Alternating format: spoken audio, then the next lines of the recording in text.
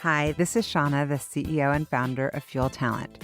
One of the things I have loved most in my 25-year recruiting career has always been the stories that people tell. Stories of leadership, career choices, company ideas, and team building. My inspiration for starting the What Fuels You podcast came from being curious about people's lives and wanting to help share their stories. What path brought them to this place? What decisions did they make that led to failures and successes? Who influenced those decisions, and what lessons were learned along the way? I hope you enjoy the What Fuels You podcast. Today's guest on the What Fuels You podcast is Jayson DeMers. Jayson is the founder and CEO of Email Analytics, a sales productivity tool that visualizes your team's email activity, boosting email response time by 42.5% and sales by 16%. Jayson brings his business and marketing prowess to the firm and teamed up with Scott Hankinson, a longtime CTO and data visualization veteran, to build out the technology piece of email analytics. He has now worked with thousands of clients, successfully improving their business's email response time. Previously, he ran a marketing agency that he founded in 2010 and sold in 2019. Jayson currently lives in Seattle with his family, and I think you have a dog too, right? I sure do, yes. So welcome. So good to see you. Thank you for being on the podcast. Yeah, thank you. It's a pleasure to be here. Thank you for having me. Of course. I'm excited. I'm excited to catch up with you. But first, we're going to start with some rapid fire questions. Are you beach or mountains? Beach. Both, but beach. Yeah. Yeah. Yep. End of the day, net beach. I totally agree. Yep. First thing that you do when you wake up? Take care of my newborn kid. I got a 4-month-old, so I got to take care of him because he's usually, crying so that to get me out of bed. So that's a new thing. I forgot that he's like, it's Jace, right? That's right. That's his name, Jace. Oh, I love that spelled with a Y, just like my name, Jayce, and I'm Jayson, Jayson. So that's our clever little thing. Oh, that's so cute. What's the best concert that you've ever been to? It would be, I've got like 3. I love concerts. So does my wife. We have been to like 4 Metallica concerts. Love them. We've been to 3 Mark Knopfler concerts. Mark Knopfler was the lead singer of Dire Straits back when Dire Straits was big. I felt lame. I was like, I don't even know who that is, but now I know. Oh, okay. Yeah. Well, they're bigger in England, but amazing. Now he just does a lot of solo work. And then we went to a Goo Goo Dolls concert in Eastern Washington that was just phenomenal, that we just loved. So those would be my top 3. Love it. Every Metallica concert is great too.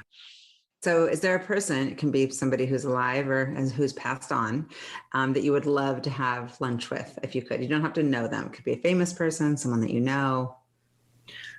I think I would like to talk with like a famous scientist. So, candidates there would be like maybe Isaac Newton. I don't know, just the father of modern physics, or even someone who's alive like Neil deGrasse Tyson. And I know he has a podcast, so maybe he listens and maybe he'll invite me onto his show and then I can. We have to make that happen. I know, right? Okay. So what are 3 words that you would use to describe your leadership style? And then also same question about 3 words you would use to describe you kind of as a friend. Yeah, my leadership style is one of positivity, and that's the first word that comes to mind because I like to motivate through positivity. And not everyone is really a fit for that style, but I really don't like to be a micromanager, so I shy away from that, and I try to find employees or people who work well autonomously and people who can create a positive environment. So that's really the number one word that comes to mind. I'm not sure what other words would really describe it. I mean, I think attention to detail is really, really important, and I have it, and I look for people who have it. And so I'm detail oriented, and I look for that in other people as well. Those are good. And what about you as a friend? As a friend, I try to be authentic, and I try to be supportive. So I guess authenticity, supportive, and then just essentially like being a good friend. And I know that that's sort of the meta of this question. Like, well, what does it mean to be a good friend? But sometimes I don't know if I can really define it too much beyond that. It's kind of like it depends on who you're friends with. I've found that it's so important in a friendship, especially as we grow older and we have families and now kids and so on, that you have to put in work to maintain your friendship, especially in like an era of COVID, right? Where for the last year and a half plus, we can't really just go see our friends when we want. It's kind of like an ordeal. And so I've got one friend who I try to model my friendship after, where he just calls me from time to time and just says, "Hey man, how you doing? Like, how's life? Let's just chat. I just want to catch up." Yeah. Or just text me like, "Hey, just thinking of you. Hope all's well." And that's to me like what it takes to keep a friendship and to show that you care. Yeah. And I think that's so important. And I try to do that now because he sort of taught me how much that means. I to love me. that. I have a friend who does the Yep. same thing, and it's amazing how much that is unique. That you're like, oh, wait, it's just like basic. It like, is, yeah. Pick up the phone, a little old school. Okay, Yep. so is there a quote that you love or that you live by or that you think of often? God, there's a lot of quotes that come to mind. I feel like one that and this is maybe a little depressing, but one that comes to mind often just is, if you're going through hell, keep going. And I think Winston Churchill said it. And it's not to say that I'm always going through hell, but we all go through challenges. And especially with COVID, we're all going through hard things right now. And we're seeing family members go through things. And so that's a quote that often comes to mind. And it fits with one of my sort of worldviews, which is that persistence is so important in all aspects of life. I've found in business and in personal life, persistence is so key. Like I've achieved so many things through persistence, where if I had given up, I wouldn't have made it, but I kept trying and I made it. And so that kind of is why I like that quote, because if you're failing or if you're going through something difficult, just keep going, just keep trying. You will make it through. You will get what you're trying to get. Yeah. So I think that's why I like that quote. Great. Are you an introvert or an extrovert? I'm going to guess on this one. I'm interested to hear what you would guess, actually, before I tell you. I would think that maybe an ambivert. I think that you're maybe an introvert that has a personality of an extrovert. I would agree with that.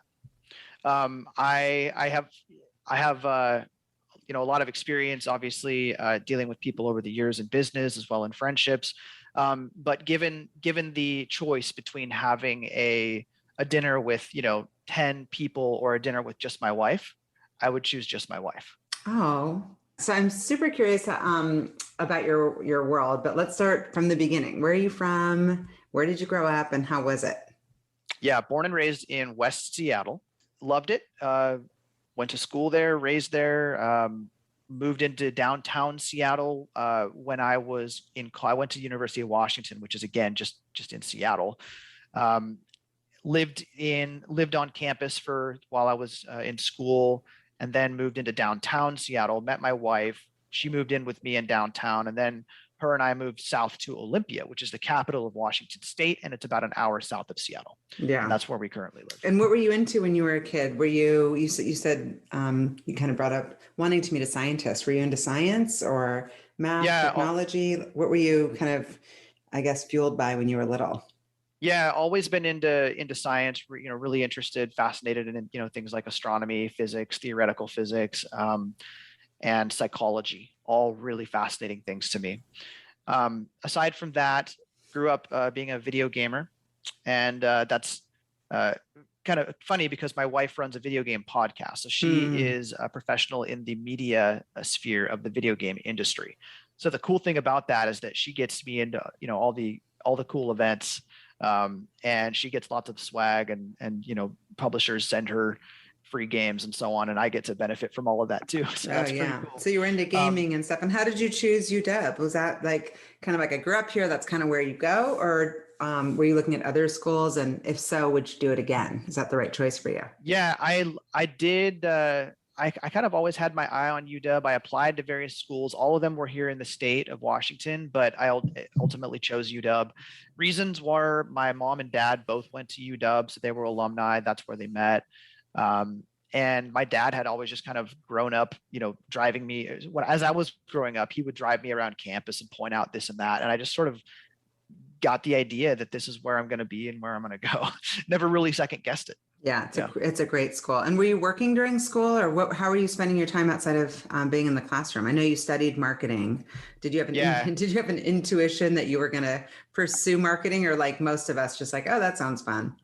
No, what happened was my first year in college, I was living in a fraternity, which looking back on is like, how did I do that and why did I do that? I don't regret it. But it doesn't really fit with my personality of who I am today or anything like that.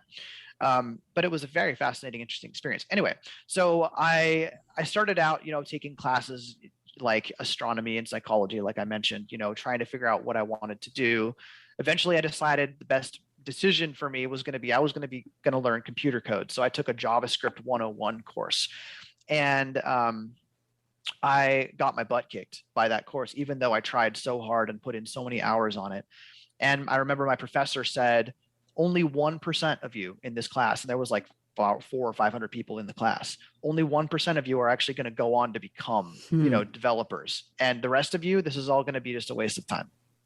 And I was like, wow, I guess I hope I'm in that 1%, but probability wise, I'm not going to be. Well, he said the thing is that you either have a brain for this or you don't have a brain for this. And you're either born with it or you're not. And you will find out whether you are meant for this role in life or whether you're not. And I found out I wasn't. I got a respectable GPA in that class. It was like a 2.4, but that wasn't respectable compared to what all my other grades were and the standards I had for myself. I was like, I need to be at least like a 3.5. But 2.4, and I put so many hard work and hours into that course. I kind of realized, I kind of came to a turning point or a fork in the road. Like, what do I do? Do I keep pursuing this, or do I take my professor's advice and say, look, this is probably not for you? And I remember being in the frat. One of the older guys who had graduated told me he was kind of like an advisor to the guys in the frat, and he said, Jason, the route that I went was business administration, and all those guys who went the coding route, I'm their boss. I tell them what to do, and I make more money than they do. And that for me was like a light bulb moment. I was like, well, I mean, money is good. And being a boss would be better than not being a boss. So maybe I'll look into this business thing. And so I started from there. I started taking business courses and I loved it. I was really good at it. I started taking management, courses, marketing, and so on, and sales courses. I loved them. I performed really well in them, and I sort of just knew that was going to be my path. Started taking internships in college that had to do with business consulting. I took a job as the manager of the local campus bike shop, which had never been profitable. And in the first year that I ran it, I made it profitable for the first time in its 20-year history. And I knew, I was like, okay, I'm actually pretty good at this. Like I had a feel for the numbers and revenues and expenses, how to get more efficient and how to make customers happier, how to market things. And I just liked it a lot. Yeah. And that led to my first role outside of college into business marketing. And then my career took off from there. Yeah, it's been taken off from there. And your first kind of entrepreneurial endeavor, was that your Audience Bloom when you started that company? Yeah, that's right. That was in 2010. And what problem were you solving with that business? And what was the ultimate plan with it? And did you kind of meet where you were trying to go? Yeah. So if you remember back in 2010, that's right around the time where Twitter was starting to become pretty big. It was actually a little earlier than that, but I had become good with using Twitter to connect with people, sort of leverage it for getting visibility from a marketing perspective. And I was doing a lot of testing and things like that with Facebook as well at that time. And what I learned was we can use social media like Twitter and Facebook to get eyeballs on brands, products, services, and drive sales. I said, I can help companies do this, and because I know how to do it. And I think there's a lot of people who don't know how to do it, but I could show them how, and I could charge some sort of fee. And so I thought, what would be a good name for a business that would help people get more audience, to their brand or their products? And so I typed in a whole bunch of names in GoDaddy, and what I came up with that was available was Audience Bloom, and I liked it. So I bought the domain. Now, Audience Bloom, it originally started as a social media agency where I was just handling Twitter and Facebook campaigns for my clients. But I was also really good at SEO, search engine optimization, because I had always had an interest in that. And I had been doing a lot of it for years while I was in college and doing the internships and so on. So I started to talk to my clients about, hey, social media is great, but also have you thought about SEO? And when I told them, like, yeah, I can get your keywords ranked, number 1 or 2 or 3 in Google, and you only have to pay me if I can do that for you, their eyes lit up and they said, yeah, let's do that. Like, I definitely want our company to be ranked up there in Google. And then I was able to do it. And so that led to word of mouth referrals from my first company to the next, that one to 3 more, that one to 2 more, that one to 4 more. And it just grew from there.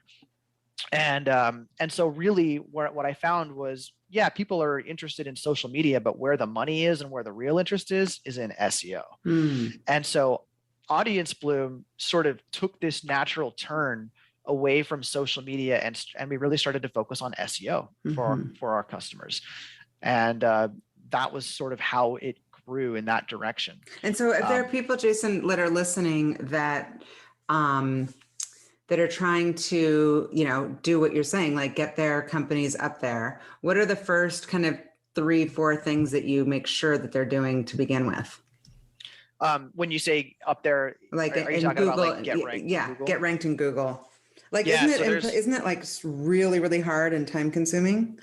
Yeah, I mean, it is depending on what niche your business is in and what keywords you're competing for. And there's like literally hundreds of ranking factors. But in terms of what's most important, I mean, it's going to sound generic unless people aren't too familiar with SEO, but you have to have a really good quality website. And on that website, you have to have good quality content. What do I mean by that? You have to have either text articles or informational blog posts or videos or so on that is really useful and valuable and targets each page should target one specific keyword. And what do I mean by keyword? Well, here's an example. My very first client was a dog food company, and it was actually the same dog food that I fed to my dog at that time. And the way they became my client was I was at a street fair and I saw their tent, and I walked up to the owner of the business who was at the tent, shook his hand, and I told him, I can help you out. And the rest is history. That's how he went on to become a client. Anyway, it was a raw dog food company. And so he really wanted to have his company ranked for the keyword raw dog food. It's a very specific niche of dog food. So if you want to get ranked for the keyword raw dog food, you have to have a page on your website that is all about raw dog food, and it has to be really good. What are the pros and cons of it? What are the risks, the benefits, and all these other things? Then it has to have inbound links to that page. Inbound links are when any other website puts a hyperlink that you can click on that links to that page. Those inbound links are seen by Google as like votes. They're like votes of authority or trust. The more of those you have and from whom they come from are what largely determine your rankings in the algorithm. So how do you get inbound links from other websites? That's a whole podcast in itself. And that's actually where we made most of our bread and butter revenue at Audience Bloom, was helping our customers get inbound links, because that's the biggest piece of the algorithm. And how do you do that if you don't have like partnerships? Because wouldn't that just come from like some sort of partner promoting your raw dog food business? Yeah, I mean, that's one way you can do it. Another way you can do it, and this is, Shauna, you probably get 1,000 of these. I mean, not 1,000, you probably get like half a dozen of these a day, but do you get all the people who reach out to you and say, hey, Shauna, great website. Can I write a guest post for you on your website? Do you see those? Yeah. Yeah. What they want to do is they want to give you an article that has a link to either their own website or their client's website in that article. So what happens is, you as a website owner might say, cool, it's a free article. I don't have to pay them anything for this, and I get to post something on my blog. And what they get out of it is that link. So if you ever see marketing those emails, is so complicated. I'm realizing like we've never really done, as you know, because we've talked about this, like we've never really done a ton of marketing, and we're suddenly starting to do a little bit. And there's so many different strategies and different, just different ways to approach it. Yeah, there really are. And getting inbound links is probably the most difficult aspect of ranking your website in Google, but it is also the most valuable. And that's why there's a lot of money to be made in that niche. If you can help your clients get those links, which is what we did at Audience Bloom, we would form partnerships with various, publications, and then we would facilitate those sorts of transactions. Super interesting. So how long did you have that company, and then why did you sell it? Had it until 2019, and I sold it because I was honestly getting burned out of being in the industry.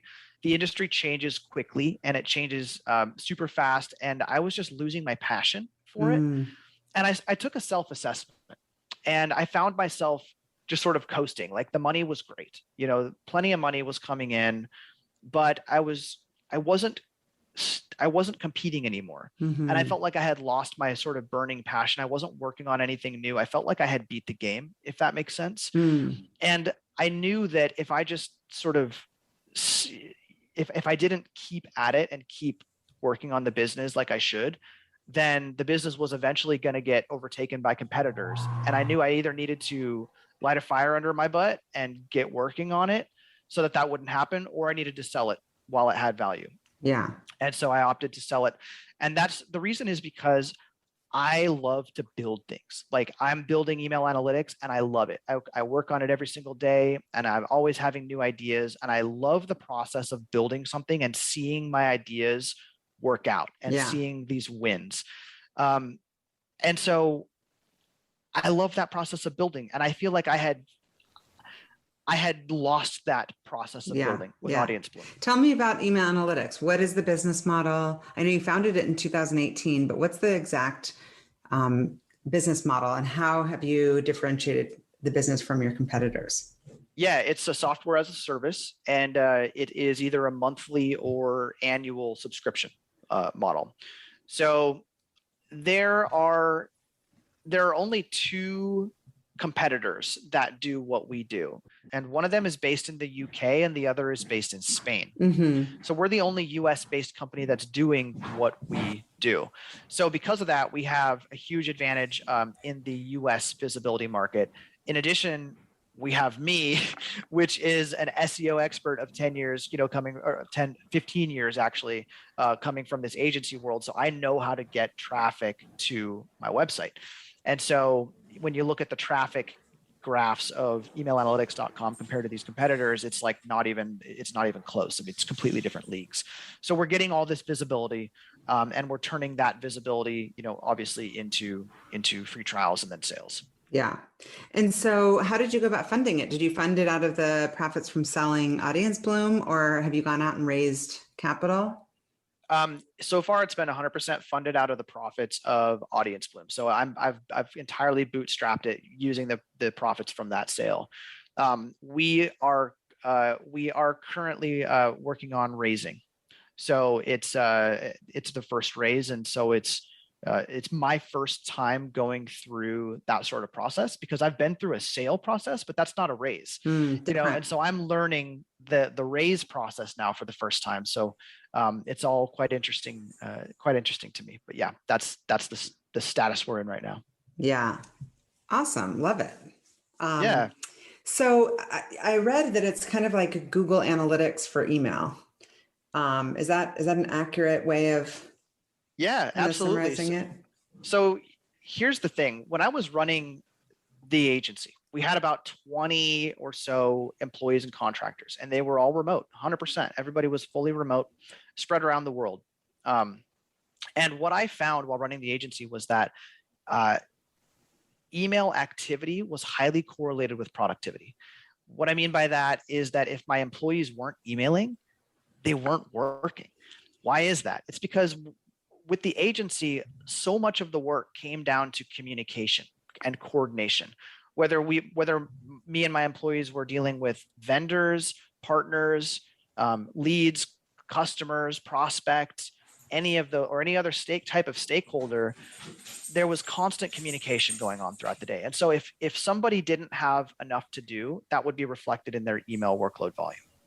Well, at that time, the only way to see how much email was going in and out of somebody's account was to literally go log into their email account and then start looking through it, just like thumbing through it and seeing, okay, who are they emailing? When are they working? What time during the day? How fast are they responding? But that was I mean, that was just a bad process because you had to wait until that person was offline, and then you had to just sort of manually get an idea of it. Well, it's also just like the privacy issue and trust issues. Exactly. Because when you're just looking at the activity, you're not looking specifically at the activity, right? That's right. All I wanted to know was, are my team members busy enough? Do they need more work? Do I need to rebalance workloads? Who's busy? Who's not? And so what happened is I would have a weekly meeting with each of my team members, and I would say, I would ask those questions, and the answer was almost always, yeah, I'm plenty busy. I got plenty to do. But I did have some suspicions about certain people from time to time, where I would be like, for instance, there was once an instance where we had sales for one of my reps had really, really dropped off. But that person was telling me that they were still super busy and couldn't take on any more work. So I needed to reconcile as a manager. Okay, well, what happened? Why aren't these leads closing anymore? Or have the leads dried up? The only way, either the leads have dried up or the leads aren't closing. And I need to know what the answer is. Mm-hmm. So I logged into that person's email account. And what I found was that the leads were still coming in, but that person was not responding to them. As a matter of fact, there was a $10,000 sale, an order from a customer in one of those emails, and it hadn't been responded to in over a week. Oh, geez. And so I knew in that moment that I had a problem that I had to solve. I was not getting full truthfulness from some people on my team about whether they were busy or not. Mm-hmm. Obviously, I had to make some tough decisions after that. And what I found was that I cannot trust, I cannot rely on self-reporting. Yeah. Self-reporting. As a manager, I have to see and visualize for myself what's going on and make these decisions. Yeah. Jason, can I ask you a question about the email part? So it says email analytics, but like there's a lot of talk around like email being kind of antiquated now. Like it's more like Slack and just different ways that people are communicating. Can you analyze like all communication, or is just email? And how are you addressing that question? I'm sure it comes up. Yeah, definitely. So I definitely think that Slack it's a growing role. I myself use Slack for a lot of internal communications, but I also use email. And what I'm seeing is that there's a division where a lot of internal teams are starting to use Slack among themselves in companies. But what we're seeing is that when you communicate externally with other people, that's where email really shines. And so I think that email isn't going away. I think it's changing. And I think that Slack may be eating into email's market share in the sense of internal comms can be better through Slack. But email does have a lot of advantages Slack doesn't. I still send my internal team members emails. For instance, I get an email from a customer. What do I do? Do I type this? Do I type something out in Slack, or do I just forward that email to my appropriate rep? Mm-hmm. I forward it. That's the easier thing for me, and it creates a chain that includes everything documented from my rep to handle. So yeah, and I don't see email going away. Can you does it integrate with all forms of email from Gmail to obviously Google and Outlook and everything? Right now it's Google and Google Workspace, which is formerly G Suite. Mm-hmm. And we're working on our Outlook and Microsoft 365 integration currently. So that's not ready yet, but that is coming soon. And has that been a hindrance to growth at all? Are people pushing back and saying, we'd love to use you, but we're on Outlook, so let us know kind of when you're on Outlook? Yes, that is our number one hindrance to growth. We're bouncing probably 50% of our prospects because we just can't serve them yet. Yeah. And that's what we're How are you able to say this 42 and the 16%? Like, how do you measure these results? Yeah, we have the data that shows from all of our customers how fast they respond to emails. And we can also see how fast it takes other people to respond to our customers who are not email analytics customers. Mm-hmm. We compare those two numbers and we can see that our customers are 42.5% faster on average. And that comes out to about 3 hours faster per email that our customers respond compared to people who do not use email analytics. And so why is that? Well, what I think it is psychology. Do you know what the Hawthorne effect is? Okay, so yeah, for people who don't know, it's a psychology effect or principle that says that when somebody knows that they're being observed, measured, or monitored, that they will change their behavior, whether subconsciously or consciously. And this effect happens across so many different ways. The way I learned about this was that they were looking at how people walk on a treadmill when they're being observed versus when they're not being observed. And when people are being observed and they know it, and they're walking on a treadmill, they'll actually change the way they walk, and they don't even know it. And so this effect happens also when people know that their email activity is being monitored. And what happens is when they know that, they change their behavior. And what we see is that the behavior change is that they respond to emails faster because they know that they're being measured against that. Now, why is email response time a big deal? A lot of reasons, but a couple of stats. 35 to 50% of all sales go to the vendor that responds first. That's a huge advantage if you can be faster than your competitors on those responses. And if you respond to sales leads in under 60 minutes, your sales close rate goes up by 700%. So it really does matter to have a faster response time. Yeah. Now, how do we get this 16% figure?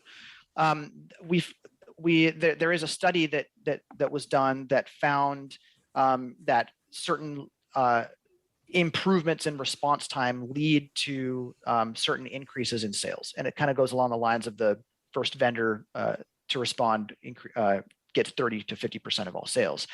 So we calculated, okay, well, what happens if the improved response time is 42%, and that on the scale came out to 16% on the increase in sales. And what about the counter argument of, nowadays talking about burnout and talking about people saying that with remote work, every, Saturday's blending into Sunday, into Monday.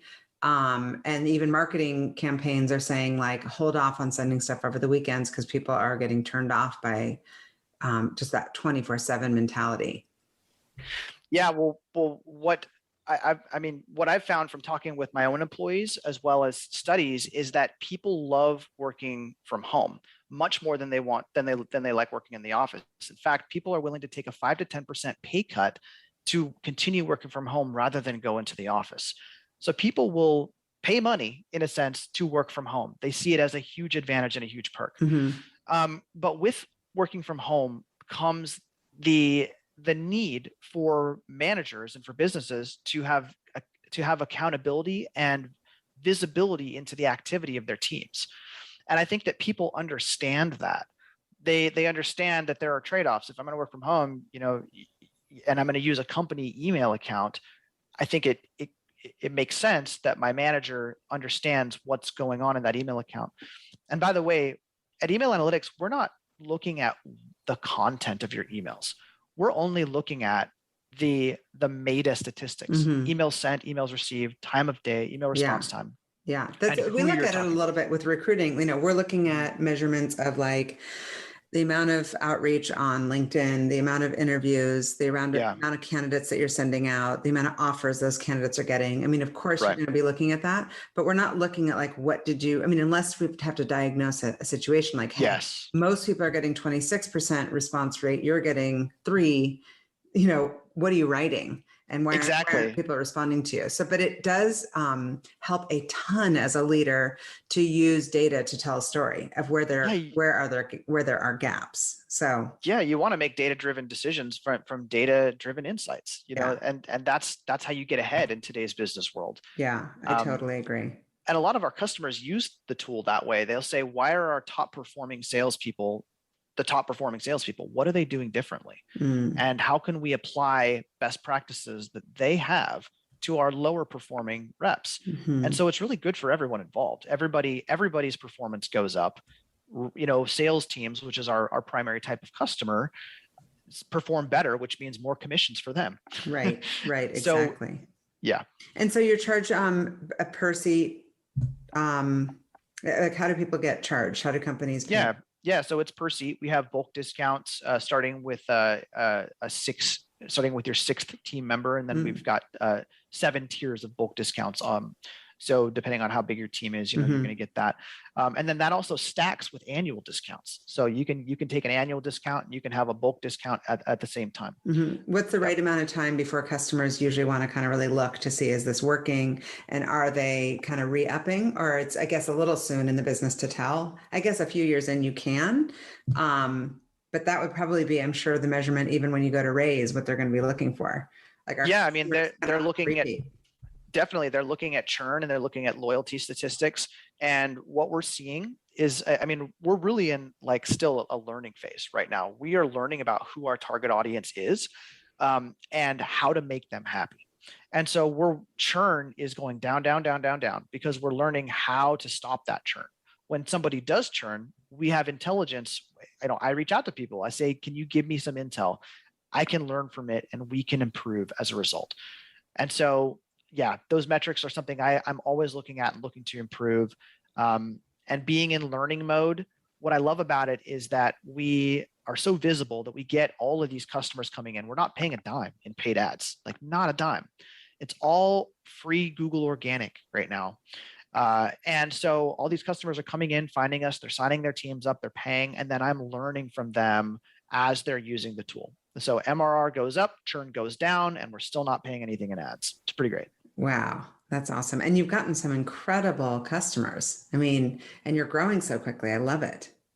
Thank you. Yeah, it's good. I mean, it helps to have that visibility. Anybody from any company can go type in email analytics, email tracking, team email monitoring, employee email monitoring, remote employee email tool, anything. Like you think of it, and I guarantee you, we're ranking on the first page in Google for that keyword. If not in the top 3, we're on the first page. Like I have all the keywords. I mean, I track 500 keywords every day in what we Wow. rank. I mean, this is what I did for 15 years before I started this company. I helped clients with Yeah. this, and now I'm doing it for myself, and it feels great. Oh, I'm sure you're so energized. And you're doing that and balancing little baby Jace and your Yes. dog Reb. What do you do, like, when you're not with the baby and you're not working, what are you doing to kind of take care of yourself and set yourself up for a good week so that you don't get burnt out? I game a lot with my wife because we're both big gamers. So we have a podcast called The Co-op Show. And so we just talk about co-op games that we're playing. And so that keeps us on sort of on task for playing new co-op games and then talking about it together. It's become a lot more difficult. Like if someone were to go look at that, they'd say we haven't posted a show in like 2 months right now because we're so behind. But that's because Jace takes all of our time. He's only 4 months old, and he's always he always needs one of us at pretty much all times. Yeah, and totally. so it's gotten harder. But when we can game, when we put him to bed at night, his bedtime is like 7:30 or 8. We put him to bed, and then we just hang out together, and we love to game. You know what? I'm 35, and so when Pokemon came out 25 years ago, I was 10. And so I am a first generation Pokemon kid. And so I still love Pokemon, and my wife is 33. And so she was in that generation too. And so we love to just, open packs of Pokemon cards and have fun with that, on a Friday night or something. I'll take my dog out and have walks around the neighborhood with him, Reb. He loves walking. I take him out every day and throw the ball. We love getting outside. Yeah. That's kind of the things we're limited to these days. Well, I get it. You got COVID, but you're doing it. That sounds like a really good, nice, balanced, mellow, but also super engaged world that you're living. So my ultimate question for you is, and I ask everyone this at the end, is what fuels you? What fuels me is, it's the saying that an entrepreneur lives the way that nobody else does so that they can live the rest of their life like nobody else can. So I'm trying to work really, really hard to negate all sort of potential financial issues because I want to live my life traveling, doing, and seeing. So one of the things that really kills me is that for the last couple of years, my wife and I have not been able to do our annual Disney World trip that we love to do. And we love to travel. We love to go on cruises. We love to go see and do. And we just haven't been able to do any of that because of COVID. But once that's all over with, we're going to get back into doing that. And that is what fuels me. I want to be doing as much of that during my life as I can. And so does she. And so in order to do that, you got to make money. That's a lot of expensive trips. And so we got to have a way to pay for it. So that's what fuels me, is the means to living my life the way I want to live it. Thank you for listening to the What Fuels You podcast. Be sure to subscribe, rate, and review on iTunes, Google Podcasts, or Spotify, and follow us on social media to keep up with the latest news and episodes. You can also contact us at podcast@fueltalent.com to provide feedback, ask questions, and share topics or guests you would like us to cover in the future. We hope you feel inspired by our guests and that we have helped fuel your day. Join us next time for another episode of What Fuels You.